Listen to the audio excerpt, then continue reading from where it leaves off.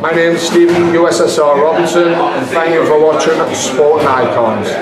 Alright everyone, the legend extraordinaire, Mark Clauzel.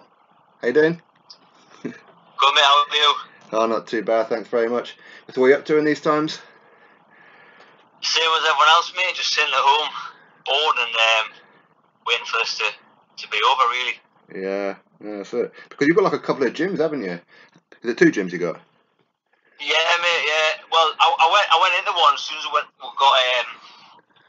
told that we were going to lockdown and we had to close. I was on I think it was the 23rd or the 19th of March, and I went in over the weekend and I picked up a load of dumbbells, some steps and things like that, just some weights, and just took them home. So I've just been doing workouts in the back garden, but it got a bit. I think it got a bit where I needed to just do a little bit of boxing myself, hit something. So I went up and opened one of the gyms up and just hit a couple of the bits in there for an hour or so, and it was good. Got rid of a little bit of frustration in there. Nice. Taking it over nicely.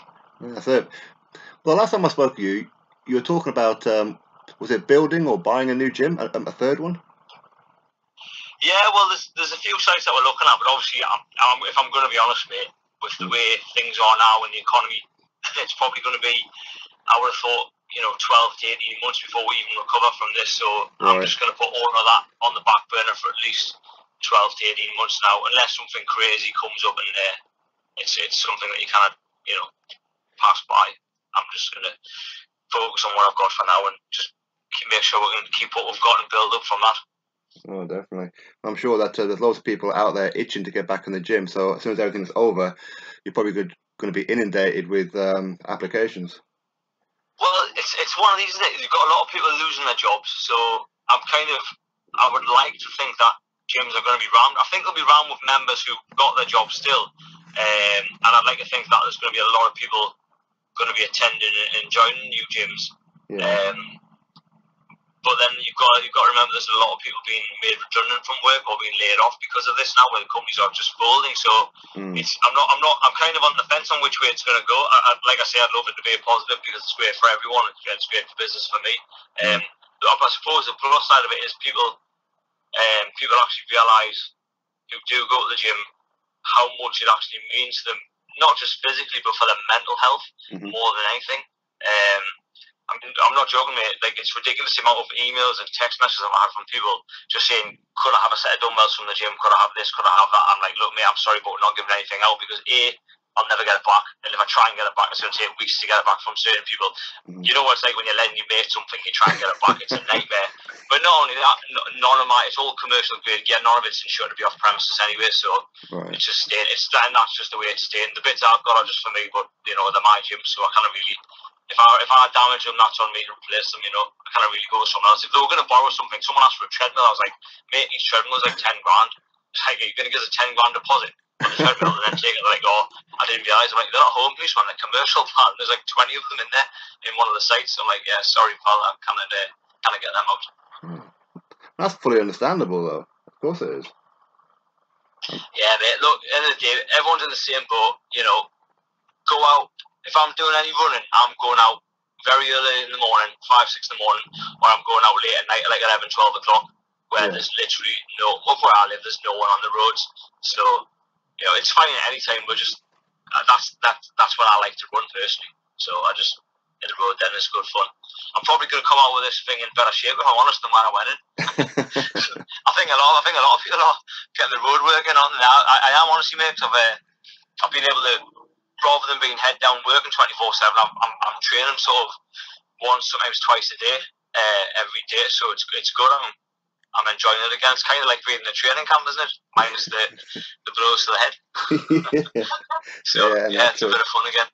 It is. Are you keeping in contact with Steve and Basi and Giuseppe? Yeah, we're speaking every day. Me, Steve, Baz, Joe. Speaking to a lot of lads, to be honest with you. Speaking to quite a few on the banter on Instagram and text and stuff like that. So yeah, I think everyone's just properly showed up, and there's a few people doing a lot of nominations on best fights and best boxers, and it's just keeping everyone active. There's a few groups being created as well on there from like members of the gyms and stuff like that. So we're just all going in and giving each other workouts and keeping each other motivated and stuff like that. It's good fun. That's it. So you mentioned about sparring there. You miss fighting, don't you? Yeah, look, I'm at peace with it all before what happened, but yeah. Yeah, to be honest with you, when you've done it for so long, and I started in martial arts when I was about 7 years old, which was sort of kind of karate, then slowly on like a freestyle martial arts / kickboxing. And when you've done something like that, and then you box as well, and you've done that, and it's been a part of it, it leaves a huge void when it's just like you can't do it. If it was kind of my decision to tell, and I wanted to spar every now and then, it wouldn't be so much of a problem. I would just kind of say, yeah, whatever, and you would get out your system every now and then, wouldn't you? But the fact that you just know you can't do it, it's like when you talk about having itchy feet to do something, yeah, that's who I've been for a long, long time. And I look like I'm bloody hell. I just love to lace them gloves up and have a bit of a spar. Yeah. But it's not worth doing, man. It's not worth the risks. So that is very, very true. Just face it and just watch everyone else and enjoy it, man. To be honest with you, I'm really, really enjoying coaching. I've really got a lot of focus into it, and I'm enjoying developing, the amateur lot, and then the work that I'm doing with Steve and that. It's great. No, get a lot of reward from it. Are you looking to take on more people in the future then? Yeah, I'd love to. More so when I settle down. I think I've got my own, my own targets and that I want to hit first, and own goals that I've set for myself. In sort of the business and what I personally want to achieve. So I'm going to go down those routes first and achieve that. And then once I've done that, I'll have a little bit more time to sort of settle down and focus on taking on more people to train, who want to fight and all the rest of it, But other than that, sorry mate, I'm just turning around somewhere. But yeah, other than that, I just, mate, it wouldn't be fair. If I took people on now, I don't think I'd have the time to train them. Well, not right now, but when this is done, I wouldn't have the time to train them, and it just wouldn't be fair to them. And if they were going to come and train, they'd kind of have to fit around the time schedule that I'd want to train them in. And there's not that many people that would have that flexibility with going to work and all the rest of it full time. So, and then the times that I have got are fully dedicated. The likes of Steve, and he's doing so well. And I've worked with him from day one, really, from his whole amateur career all the way through. That it just wouldn't be fair. I'm not going to put him second to anyone when I've made that commitment to, and we're doing what we're doing. He's doing so well, so I'd rather just do that. I think focus on what we're doing with him, get him where he wants to be, and then see how busy I am then, because I think the next couple of years, the next 18 to 24 months, are going to be really busy with Steve, especially when it comes out of this, because we spoke a lot about it, and I don't think we're going to. We're not hoping just to stay home and box local shows. I've just said, look, why don't we go down the road and travel? We'll get on the phone. I'm just going to, once this is done, email, phone, and get on to people and just say, look, we'll box on a show. And if you really want us to, we'll box as a away fighter as well. Not with a major risk, but, Steve's happy to box as an away fighter. We've got no issue with that. Money's right, and it's the right sort of opponent. We'll happily jump on the road and box. So there's no point in just sitting waiting for someone to go, oh, I've got a show then, I've got a show then. We're not guaranteed to be on the shows because we're not signed with any promotion company. And B, it might not be the right deal for him, So when you weigh everything up, I've just got to look at where we are and what our options are and what we're going to do. And to be honest, I'm just trying to strategize a few things. There was quite a bit of momentum with Steve, obviously, before all this. So I'm just going to pick back up from where we left off. As soon as this is over and as soon as the board announced that we can start to that shows can start to go ahead. So I'm keeping updated. Obviously, they're updating everyone every month on stuff, so every couple of weeks we're getting updates on them. So I'm just keeping my ear to the ground with that, and then just keeping an eye on what's going ahead and how show dates are being moved and all the rest of it, because there's going to be a lot of people that aren't really going to be training. Steve is still training. We're not doing any one-on-one training, but he is still training. So he's taken over. He's got his bag and that. He's doing his bag work. He's doing what he's doing. He's doing all the rest. And I think within about 3 weeks coming out from this, he will be virtually fit for a 4-round. He'll be ring fit. You know what I mean? I wouldn't say for a 6 or an 8-rounder he would be, but for a 4-rounder he will be no problem at all. Yeah. So yeah, it's exciting times really. I suppose get out with this and then just get him going. And it was you that come up with the idea to nickname him Steve USSR Robinson, wasn't it, after Drago? Yeah, mate. Do you know why? Right, every single time we start. So basically, it was when we started going. Like, you know yourself, there's no heavyweights up here. So when he was boxing, we were even amateur. There wasn't that many, so we were fighting down the road quite a lot. And every time we'd go to a show, someone would go, "Oh, look, it's Ivan Drago from Rocky," and I always would laugh. And I said to Steven, "Mate, get some red and gold shorts or some red and yellow shorts." And he was like, "Why?" I was like, "Let's just go with this whole Drago thing." I went, honestly, I've said it for ages, right? I went, even though you got the nickname Hightower, I said, I've said it for ages that you look like Drago, right? And you've got that sort of, you've got a big personality as well. I went, just go with it, man. And he's like, why? I went, because it's different, isn't it? I went, if you want to stand out, especially if you're looking to go pro, if you want to stand out, we need to have something different, and you need to have something people are going to remember you by. So the whole Drago thing started to come about, and then he started to notice it more when we were down sort of Manchester, Birmingham, and then especially in London. I think one year we literally got off the train, right, and we got off the train at King's Cross when we went down in London, and the second we got off the train, someone, "Oh, look at him, looks like Drago." I just started laughing. I was like, "Mate, see what I mean?" And he was like, "Are you right?" And then we went and got the tube to where we were going. I think we were fighting. Was it York Hall? He might have been boxing or something like that. York Hall or something. Anyway, so we got the tube, right? Got on the tube, and there was a group of lads who were going, "Oh, has anyone ever told you, mate, you look like Drago from Rocky?" I was like, "Yeah, just heard it a few times, mate. We're just laughing. Me and Steve was laughing, you know." Got the hotel, someone else checked in the hotel, someone else said it. So thinking about the space of an hour, he'd been called Drago about 3 times. I was like, so you still think that we shouldn't call you Drago and go with some sort of name?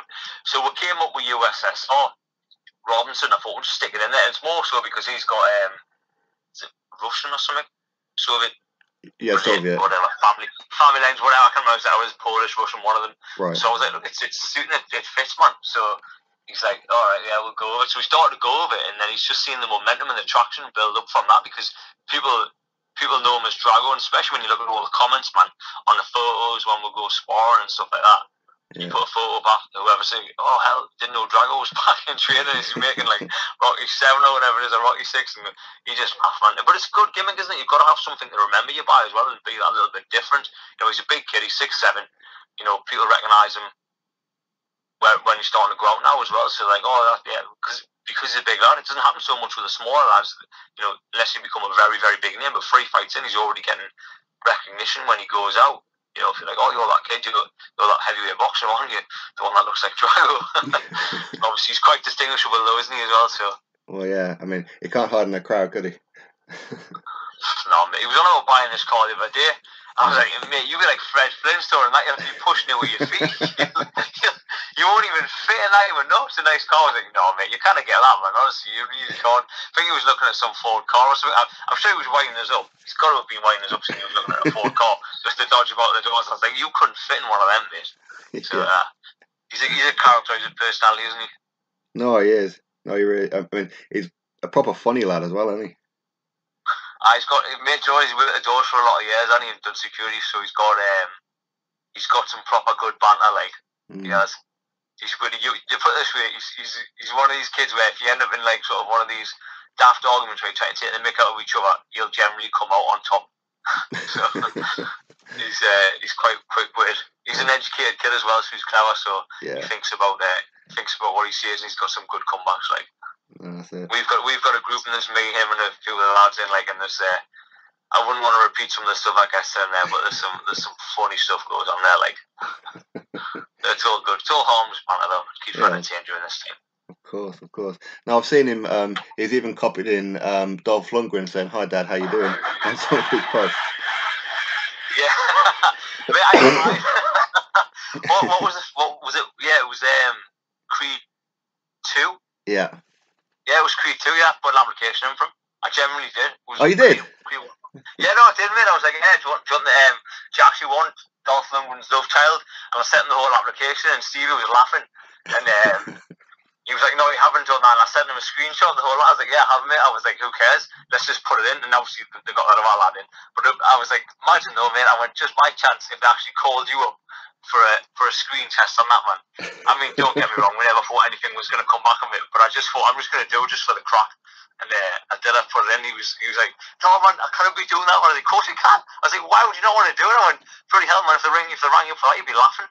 So yeah, but never heard anything back. I think we got an acknowledgement of the email and the application going, and that was it. It was more, to be fair, I did it more for the banter than anything. Yeah. I just did it, and then just like he does stupid stuff to me all the time, I just got him back with something like that. But I just thought, you know what, let's just see what happens. It'll be funny if he actually gets a call up for a speed test. Oh, that'd have been brilliant, wouldn't it? That'd have been fantastic. I know, mate. I know. Well, it would have propelled his career a lot more, wouldn't it? Yeah, but look at the pluses that would have come with it. Yeah, definitely would have done. I mean, it's his ring entrances as well. Well, that funny is that it's his big old unit, and he's coming out to Disney music. Mate, if I let him choose the music in training, it will be Disney or Moana or I don't know, whatever, Backstreet Boys, something like that. Honestly, at first I was like, it can't be, or it's either that, right, or it's the new Monkey. Right. I'm not joking. It's from one extreme to the other. So he goes, "Oh, Shane, have you got any music on?" I'm like, "No, I haven't put any on. Can I put mine on?" And at first, when he first started, I was like, "How am I? We can't train to that." But now I actually just get on with it. I'm like, "Yeah, whatever. Just crack on. It's funny." And obviously, having two of the things when he puts the Disney ones on, I sit at home watching all them with him anyway because mine are only 5 and 7. Yeah. So I mean, I've seen all of them. So I laugh now, and I just know how he is over the years. I've got to know how he is. And then when he puts him on, the other lads in the gym, some of them look at him like he's weird, and they've kind of got to know. But now a lot of the lads have got to know, and they just expect it when they come in. I sort of like let the lads choose music or what have you on my training sometimes. Yeah. And if Stevie puts his on, they know exactly what's coming on. So we just prepare for something either absolutely nuts, being hardcore new Monkey, or just expect Disney songs on. Oh, that's brilliant though. It all has character, doesn't it? It is, it's fun. Now, to be fair, once the first 5 minutes gets going again, the lads, they just ignore it and they just have a laugh with it and they crack on with it, you know. That's so, it. And it's just harmless banter, isn't it? That's it. And what about Basi? How's he getting on? He's fine, yeah. He's he learned a lot from that fight up in Scotland against Gene. And to be honest with you, when they offered the fight, I think I made a mistake. Personally, I'll put my hands up and say I made a mistake not taking it as an 8-round fight because we're on the MTK show. Mm-hmm. Same one C was on the last time. So I was like, yeah, we'll do 6 there, then 6 there. So I kind of lined up 2 6-rounders for him. In hindsight, I should have looked at him when he's fighting southpaw. There's a very good chance they're going to clash heads, and they did in the second round, and he's going to get a cut. I should have just read between the lines and said, yeah, we'll do it over 8 rounds because taking off away from Gene, he boxed a fantastic fight, and it was a great fight to watch. But end of the 5th round, he started really gassed. In the 6th round, he was knackered, and Baz still had a lot in the tank, and I would have liked to have seen that over 8 rounds because I'm not saying there would have been a different outcome, but them last 2 rounds, I think there would have been some very, very shaky moments for Dean, just because he did look like he blew in the 6th round, and Baz was starting to really get going. He just missed. He started. He started a little bit slow, and he didn't get his timing straight away. And when he got the cut, obviously I went in the ring, worked the corner. Normally, if Joe's in there, I'll not speak. I'll just stay silent and we'll talk between the round, but just one person gives the instruction. So obviously when I was in there working on the cut, I was also giving him instruction. And he changed it. I was like, listen, your distance is wrong, your timing's wrong, you're letting him control the outside line and blah, blah, blah. But he started to listen. I was like, if you don't change the way you're fighting, you might as well just quit now because you've lost this fight. And when you're 2 rounds down, but you didn't lose them badly, but you're still 2 rounds down, son, and you started to do this. And he listened, he changed the fight, and he started to have a lot of success. And it was that, listen, Dean's a good kid. You know, he's a former kickboxing world champion as well. So he's got experience, and then he's got the rounds experience. But Baz answered quite a lot of questions, you know. Can he fight a kid in the top 10, top 15? I think he was not ranked 11 or 12 in the country, Dean. So he answered the questions that he belongs with some higher caliber kids, and he's not just a 4-round fighter. I've been saying to Baz for a long time, mate, you need to be boxing 8 rounds, 10 rounds. Right. And I think that solidified it for him as well. And just boxing up here on home shows the tickets isn't what he wants to be doing either. If he wants to make anything of himself, not that there's anything wrong with doing that, but when he struggles to sell tickets, Baz is one of these kids that he's affected mentally massively by stuff. So like if he doesn't do great with tickets, it affects his performance, and he worries about it. He's like, oh, I'm not going to make much money from the fight because I haven't done that many tickets. I'm like, okay, well just go on the road then. I went, and you're guaranteed the purse whether you sell a ticket or not. I went, you're always going to be in the away corner, but you know we're going to have 50-50 fights, mate, because you're going to be fighting prospects, but they're winnable fights here because you're a good kid. So I think he's starting to see that now, and that's what. No, I'm not saying I won't box at home. I will happily, but not. I don't really see it happening for just filling a void of 4 rounds, because we'll just go down on the road and do that if we want to do that, you know. So that's very true. He's 11 fights into his career now, and you know he's only got 2 losses on the record. You know, and for me, it's going backwards if we can only just get on to fill a number on a card and just fill it as a 4-round or a 6-round fight. What's the point? You might as well go on the road and just pick up good money. I'm just being honest here, speaking the truth. And I said to Baz, if that's all you want to do, mate, right, and you're not. The thing with him is he doesn't want to lose. He wants to win. He believes he can do stuff, and I believe that he can as well. He's a good kid. He's just got to be given the opportunity. And I said to him, if you just want to fight 4 rounds and fight on home shows over 4 rounds, I went, fine, keep selling tickets, let's do it. You know, if that's all you want to do, do that. But if you just want to make money, go on the road. If you want to do something well, we need to take risks. Listen, it's only going to take for to perform well on one good show, whether it's a Warren one or a Hearn show, whatever, and they like the look of him, and they go, listen, we'll give you 3 fights on a promotional contract.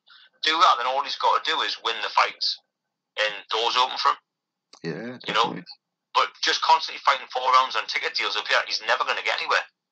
Listen, he'll happily fight Ellis Corey for the area title. Not a problem at all. I think that'll be a cracking fight. I guarantee Steve Rafe wouldn't have it though. You know, listen, I'm being honest. Put everything aside. Steve Rafe won't want it because he's still got a bee in his bonnet of what happened the last time. I don't really say that. I can guarantee that. The board can make it a mandatory and the board can order it, right? Because Baz is potentially, well, Baz is realistically the mandatory for that. He's been scheduled to fight for it 2 or 3 times now, but there's never been an opponent. There's always been something else happening. So they can make him a mandatory for it, and Ellis can either box him or not box him. And if he doesn't box him, he'll just be stripped of the title, and it'll be made vacant. It'll be Baz against someone else. So basically, I can force that to happen, which isn't really a problem. Which is what I will do when this is done. So they'll either fight him or they won't. They'll be forced to vacate it. He's not going to continuously just to spite me, you know, make us fight to constantly defend the area title, is he? No. Listen, Ellis is going to be looking beyond that, isn't he? You know, realistically, after his last couple of performances in there, being stoppage wins, the lad rightfully deserves a shot at something like an English title eliminator or an English title. And I would say that he does rightfully deserve that. He won it in good style, and he's defended it in good style. So, let's be honest, does he deserve a shot at an English title, or at least an eliminator for an English title? Yeah, of course he does. He's earned the chance. He's earned the shot at that now. So, you know, why hang on for the area title? Box Baz for it if you want to defend against Baz. I'm not saying it wouldn't be a good fight. I think it'd be a great fight. It'll be a really good fight. When you look at his last 2 performances, it'll be a really good fight, that one. Yeah, definitely. But it's good though, because you being involved in boxing for like a long old time, and you obviously been around the world, haven't you? You went over to like the wild card and everything. So you see some of the I don't know if it's the right word, but seediness. So you can prepare your fighters ahead of time.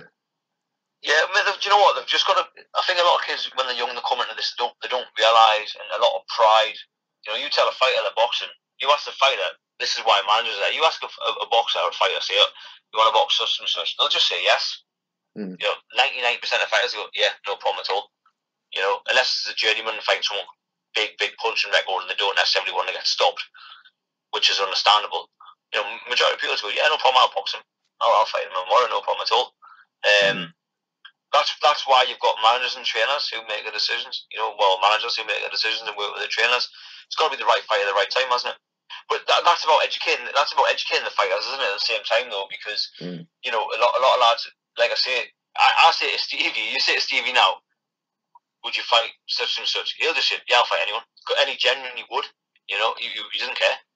That's where I've got to put the reins on and go, nah, mate, you can't. And that's the thing. A promoter would want to make that fight. Why would you not? It's a good fight. But you've got to look at the boy's career, haven't you? And you've got to guide someone's career at the right time. This is what I'm trying to keep steering Stevie right with. I'm like, mate, we've just got to be careful because you're 3 fights in, you're ranked 31 or 32, I think he is, something like that now. Yeah. So, I'm like, you've just got to put the brakes on a little bit. I want one more 4-rounder for you, and then I want to get into a couple of 6-rounders, because you've got to educate them in the right way. If you're jumping from a 4-rounder to a 10-rounder, it's not that he wouldn't be physically fit enough to do it, because he'll get him fit to fight the 10 rounds. But what he's not going to have is he's not going to have that knowledge of what it feels like doing 6, getting past to 8, doing, you know what I mean? He's not going to have that knowledge of getting there. I'm not saying he wouldn't win the fight, by the way. I believe he would. He would win a fight over 10 rounds. But when you get someone who's had 3, 4, 5 of them sort of fights, they know what it takes to get there. They've got these little tricks. Do you know what I mean? It's just that experience that comes along with doing that, and you can fight a little bit better. They understand how the body, the tank, the reserves they've got. The energy levels and how it change sort of differently. We're in there, that the whole science behind it, your body, how they're doing that, they understand how to perform and do it at that level. Whereas if you're just fighting 4 rounds all the time and you're suddenly jumping up and you've got, you're fighting double that, like I say, you're going to be fit for it, because that's what your training camp's about. But the adjustments and the mental things that come there are quite hard. And what Stevie doesn't want to do is, or any fighter, you don't want to be jumping all the way up there straight away and then win the title that you've just got to constantly be up there at that level that you might not necessarily be ready for. Listen, if you've got a phenomenal amateur pedigree and you're Olympic medalist and all the rest of it, you're going to get there faster than most. Yeah. But you've just got to do it the right way, and you've got to make sure the fights are right as well, because you don't just want to be jumping in there because someone calls you out on social media and says, "Oh, fight such and such," because it'll sell tickets. It's great for a promoter. It might be great for a TV show if it's a TV show. But is it great for the boys at the right fight? What do you benefit from it? If it's a life changing amount of money, you take it, don't you? You don't say no to something like that. But you've got to look at the other side of it as well, though. It could be crap money, but it could be a phenomenal opportunity. So you've got to weigh up the pros and cons of it. For everything, haven't you? It's anything. You've just got to guide it right. It's business. You've got to look at risk reward factors. So, and that's suppose what I've got to do. That's what I've got to do with the lads, haven't I? Make sure it's all right for them. We're not worried. I speak to the boys all the time about, they're not worried about taking a risky fight. They're not worried about taking 50-50 fights. But if you're going to do that, you've got to be rewarded for it. I believe you've got to be rewarded for that sort of fight. There's no point in putting your health, your life on the line, and your career on the line potentially for no reward. So. If someone goes, "Oh, you're going to fight such and such," and it's a good 50-50 fight, but you're the home fighter and you're on a ticket deal, there's absolutely not a hope in hell we're going to take it. Of course. How are you going to be the home fighter and be on a ticket deal on a 50-50 fight? That's right. You're doing everything. You're being the fighter, the main attraction, and the promoter selling all the tickets on you. Yeah, of course. That's not a good deal, mate. That's not a good deal at all. Stevie, I don't think is going to have that many more of them type of fights. If I'm totally honest with you,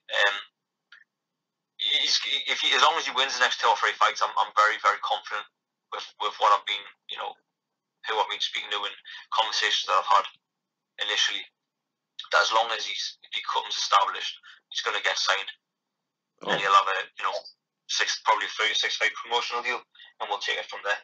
No doubt. I don't want him to be having the stress of selling tickets. That's why we sell them for him in general. But again, there's only so many we can sell, and then people still contact him anyway, and they're still like, "Can you get us 5 tickets? Can you get us 10 tickets?" And you just don't want that stress on someone like that when they're trying to focus everything on just maintaining the fight. That's why I've told them it's so important that we'll win these fights and get you a promotional contract so we can get on the TV shows. And yeah, we'll still fight local on some small horse shows, whatever, because he's got to keep active. But if you can get on these bigger ones, that's when your bigger paydays are coming, your bigger money's going to come. And then if you have to box on one of these shows where you sell tickets, you'll be able to do 1,000 tickets, no problem, because you're in the public eye. Likes the way Joe Lowe's and that does, because he's in the public eye. People know him, they want to come and see him fight. And he's an entertaining fighter, Joe, isn't he? So you want to see someone like that. So that would be a good scenario, a good situation to have Stevie in the next 12 months. That's where I want him to be. And I'd like Baz to have, if he hasn't boxed for the area title, let's just try and get him an English eliminator. Totally agree. So when I had Steve on a couple of days ago, he was saying that he's quite happy to travel around for sparring and that, and obviously he wants to be sparring some of the big names out there. Yeah, well, he already is. He's sparred pretty much. He's sparring everyone, really, isn't he? Yeah. That's you know what? That's where he's gonna learn most.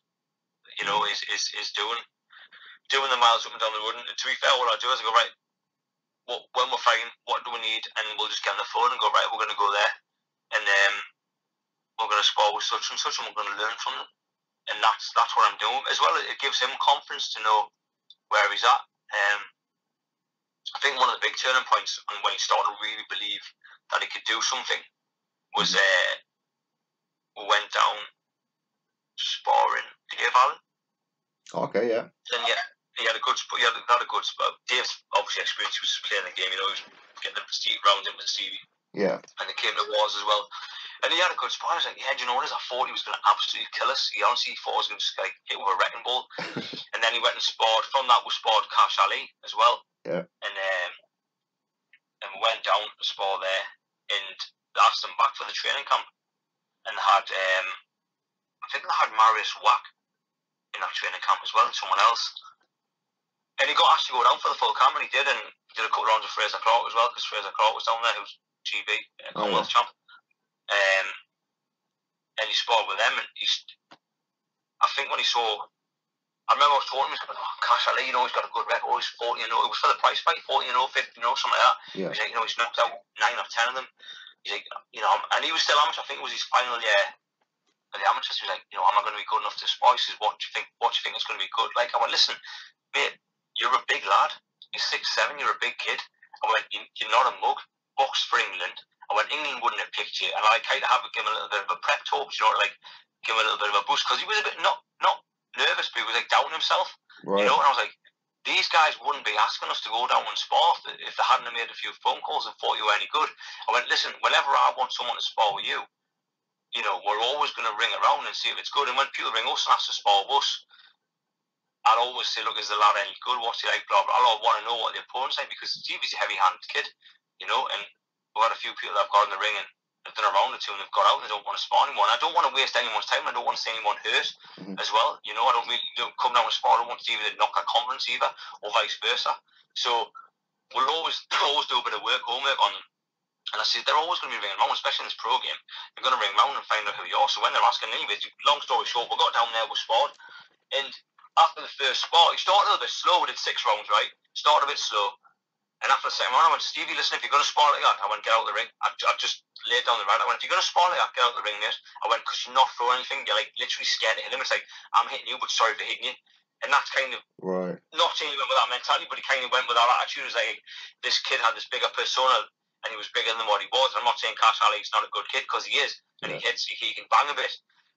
But I just had to see, you're a big 6'7" lump, and you're going in there, and you're literally barely touching him with your shots. I went, let your shots go, man. I went, open up, let your shots go, and start sparring. Otherwise, they're not going to ask us back to spar. I went, they're going to go, no, he was no good. I just might as well hit the bag. And he went out the third round, and he started giving it. And he come back, and I went, there you go. He started getting more comments. Went out the fourth round, started giving him a bit more.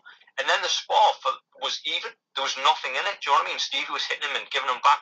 Obviously, the experience of the pro game played a factor for ring IQ for Cash at the time. And then Stevie kept going down sparring to the point that he was giving as good as he was getting. No problem at all. And the spars were competitive, and they appreciated it. And Adam at the time, his coach and manager, Adam Little. No, not Adam Little. He was called Adam. Was Adam? Whoever it was, he was, come back down after and spar. Yeah, listen, no problem, because this is the last day of years he's probably going to do, then we're going to go pro anyway, so we need the round. So it was good that he got sort of that experience in there. Then he was getting the recognition, then from that we started to get a lot of phone calls, different people for sparring, all sorts of kids, and you know, he'll spar the who's who of boxing, to be fair now, Steve. Yeah, I guarantee we'll end up sparring with likes of Fury, he'll spar McCauley again. Guaranteed to be sparring with McCauley again. He'll probably end up sparring with Joshua and like Chisora and White as well. You know, they'll be phenomenal experience from. And there's a lot of the kids that are coming up as well. You know, there's quite a lot of the prospects coming up 9-0, 10-0 down Hatton's Gym when we're down there. Who spawned Gorman, they were there. We didn't get spar with them guys, but they were there down there. I know Gorman's left him now, but they were down there as well. sparring, so there's always a chance to be sparring with them, like Fabio Wardley. You know, he's a good prospect. He's fighting. Lily. Yeah, Simon, him and Simon, because he was sparring partner for Simon for that one there until the show got cancelled. So listen, mate, he's getting quality sparring and his development at the right level. We've just got to have the right fights, you know, at the right time, and he needs to be active. It's a shame this has happened because, you know, we're probably going to see 3-month lockdown with all of this, and it's a shame because it's railroaded a lot of stuff. And I know Stevie wants to be active as hell, so that, you know, wanting to get him 68 fights, I don't know how realistic that is now, but I think, you know, we've got him out the ones there. If we can try and get him at least 3 or 4 more this year, I'd be happy with that, because that, you know, having only 6 months, got to think of injuries, wear and tear, cuts, stuff like that, you know. So I can pen in 6 for him. We can pencil in 6, no problem at all. But realistically, we're going to pick up injuries during those. Yeah, of course we are. So are those 6 going to happen unless he goes out and knocks everyone out in the first round? Probably not. But you know, that might happen. You know, he might knock everyone out in the first round. That might happen. But yeah, I'd like to see him get at least 4 more in this year. Then at least with all this lockdown that we've had, we're going to say, you know, we had an active year, still getting 5 fights in. Definitely. And that's an active year. That's an active year for a fighter anyway. Well, hopefully that this whole boxing lockdown gets ended as soon as possible. Because at the minute, there's not even a time scale for it, is there? Yeah, I think we're going to be getting to June if I'm too annoyed. Well, the government are saying they're going to support businesses and self-employed for at least 12 weeks. I mean, that should give you an indication that they're expecting 12 weeks lockdown, aren't they? Right. Just that's my personal view, reading between the lines. I know right. they say they're reviewing it. They're reviewing it every 3 and 4 weeks. But you know, with them coming out and then scientific advisors saying it could go on for a year. It's not going to go on for a year. They're going to open back up, but I think it's going to be 12 weeks personally. I think we'll see this into June. They might relax it in 3 or 4 weeks and start to say, you know, and do a little bit more with this, and this, and then see if there's a spike again. That's my personal opinion. I think they might do that, relax a few things and allow maybe a few shops to open, a few things, but they're not going to allow like bars and pubs and gyms and that to open where you're getting thousands of people going every day. You know, they might allow some shopping centres, you know, some smaller shops to open again. And like I say, start to see if there is a spike in numbers again of people contracting the virus or not. Well, yeah. You know, other than that, I think that a 12-week lockdown is going into June is realistically where I see we're going before they start to really relax everything again. And that's, like I say, that's me just looking at it, reading between the lines, saying, look, they're saying it's going to be 12 weeks of support. Why would they say 12 weeks of support if they weren't expecting a 12-week lockdown? Very true. Very, very true. So, well, I mean, you know, we'll see. Well, if people do what's being asked, you know, stay indoors, only go out when you absolutely have to, then you know, this thing will be licked as quick as possible, won't it? Well, mate, you've got that many people being silly, haven't you? Just going to the park. I mean, there's a park up here, right next to where we are, and there's people still congregating in the park, and I'm like, are you guys nuts? And there's groups of little kids walking around, and I'm just like, mate, it's honestly, it'll not be that if they got the virus and they were in the hospital, the parents going, oh, you know, we didn't do it. Yeah, you're letting the kids run about the street, man. I'm not allowing mine out anywhere. I'm staying here, just chilling in the house and playing in the back garden. I'm keeping my son active. He's doing a bit of pad work with us now, you know, and training in the back garden and enjoying himself. But I've told him, I went, listen, when it's done. We can go and do whatever you want. But right now, we just have to stay focused and get through it, and that's it. That's it, definitely. Well, I think that we need to do a part 2 with like your career, because you've got like a lot of interesting stories about the wild card and all that kind of stuff, I think. Oh, mate, I've got stories from day, mate, from even before when I was over the wild card box. I jumped on a plane, went to the States and toured in the summer, got permission from England boxing and toured in the summer kickboxing out in LA, mate. It was a good laugh, man. It was a right good laugh. Yeah, but that's the story for another time, mate, if you want, mate. That was some crazy stuff I did. I was 17, I couldn't even check into my own hotel. I got over there, I booked the hotel.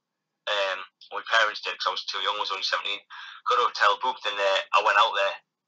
I tried to check in, and the girl wouldn't let us check in, so I had to ring someone who was looking after us out there, get them to come to the hotel and sort of sign as sort of me carer guardian, so I could even get in the bloody hotel. It was nuts, man. Total different world. But yeah, I spent 3 months out there touring the whole West Coast fighting in kickboxing tournaments, which was great.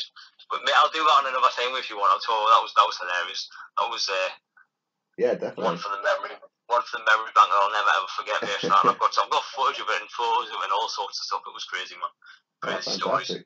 Yeah, definitely sort that one out. I mean, I can be free whenever. Yeah, well, we're not exactly doing anything, mate, so I've got plenty of time to kill, pal. All right, no worries. I'll see what you're doing later on then. Yeah, mate, I'll try to sort some out if you want with Steve and Baz, and if you want to speak all three with. Yeah, okay, yeah. Conference, mate, or whatever. No problem at all. I can try and sort something out, and Joe maybe get you on there as well. Yeah. Oh, yeah, that'd be cool. Just get a few of the North East boxing lads on. Get one a conference call. We'll all have a laugh. Yeah, definitely do that. Yeah, I'm definitely up for that. Mate. Yeah, mate, I'll ask Baz and Steve if they fancy it, mate, and we'll have a bit of talking, have a bit banter. All right, no worries. Although Baz, isn't he doing Ramadan soon, isn't he? Is it next week or the week after or something? Yeah, soon, isn't it? It's coming up. Yeah, I can't remember the exact date, but I'll ask him, mate. Yeah. I don't think he'll be bothered. He's running loads, mate. His times are good as well. I've been speaking to him quite a bit, and his times are good and his weight's good. So yeah, I've told him to stay focused and keep his mind occupied. Definitely. All right, buddy. No worries. So we'll sort that one out, and always, you, but you take care now.